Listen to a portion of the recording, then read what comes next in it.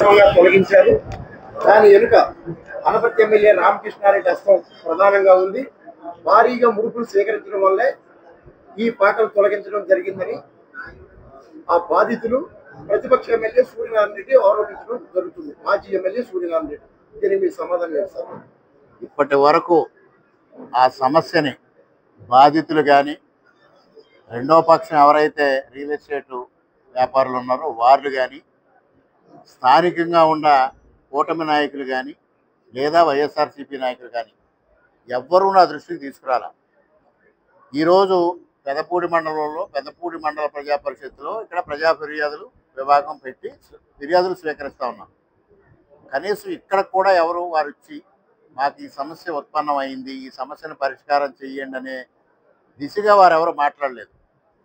ఇది ఇప్పుడు ఆ గ్రామానికి సంబంధించిన ఒక ఇద్దరు నాయకులు వస్తే ఇది గత 4-5 మాసాలుగా ఈ సమస్య సాగుతుందనేది వారు చెప్పడం జరిగింది. మరి 4-5 మాసాలుగా ఇక్కడ సమస్య సాగుతున్నప్పుడు ఇక్కడ నా దృష్టికి కానీ అధికారుల దృష్టికి కానీ అనేక సందర్భాల్లో నేను ఇక్కడికి రావడం జరిగింది, దోమాడ గ్రామానికి రావడం జరిగింది, మండలంలో పర్యటించడం జరిగింది.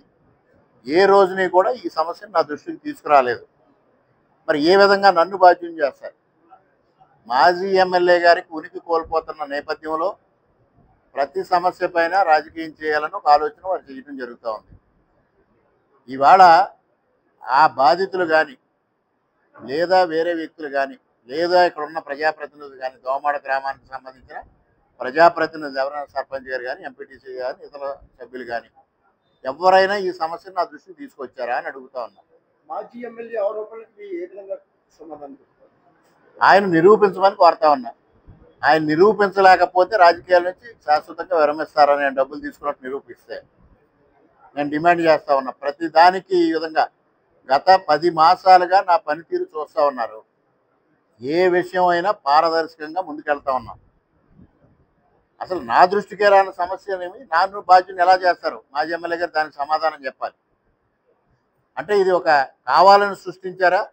ఏ విధంగా సృష్టించి దాన్ని రాజకీయం చేస్తూ ఉన్నారు? బాధితులకి సహాయపడాలనే ఆలోచన ఉందా మీకు? దీన్ని రాజకీయం చేయాలనే ఆలోచన ఉందా?